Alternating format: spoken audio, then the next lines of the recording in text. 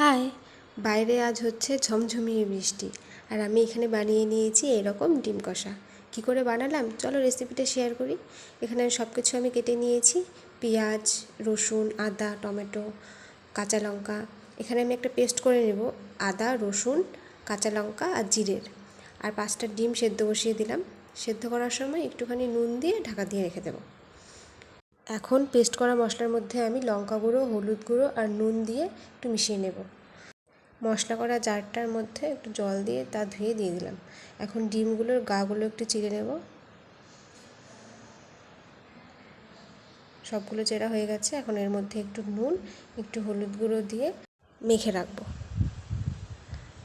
ডিমের গাগুলো একটু চিড়ে দেওয়ার কারণে ডিমের ভেতর পর্যন্ত মশলাটা ঢুকবে। এই তো আমার এখানে মাখা হয়ে গেছে। এখন একটি তাওয়াতে একটু সর্ষের তেল গরম করব, তাতে দিয়ে দেব ডিমগুলো অল্প করে ভেজে নেব।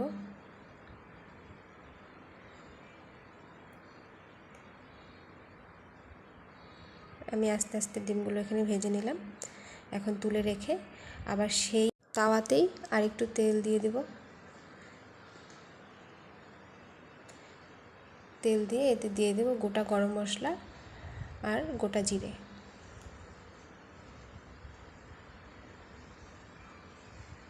এরপর এতে দিয়ে দেব পেঁয়াজ কুচিটা হালকা করে ভেজে নেব।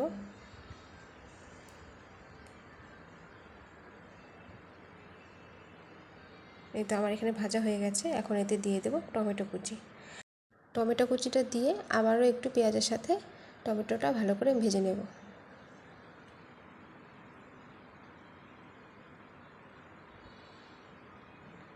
এখন এতে দিয়ে দেব বাটা মশলাটা দিয়ে এখন ভালো করে একটু কষিয়ে নেব। এই কুচি করা টমেটোটা তো গলে যাবে, তার জন্য আমি এখানে একটু বড় টুকরো করে টমেটো দিয়েছি, যাতে একটু খাওয়ার সময় মুখে পড়ে। সেটাও মশলাটার সাথে কষিয়ে নেব।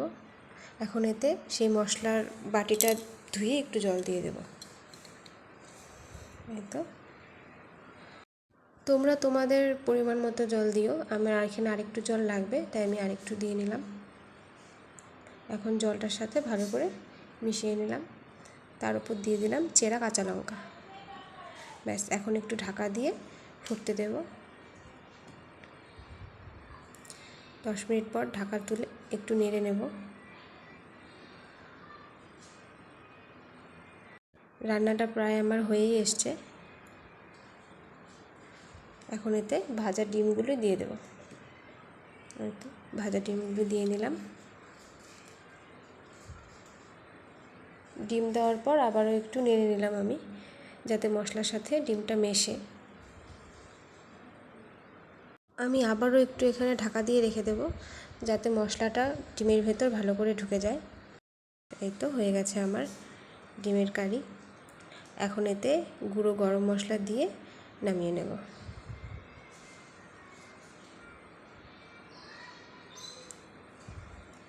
এই তো নামিয়ে নিলাম। কেমন লাগছে?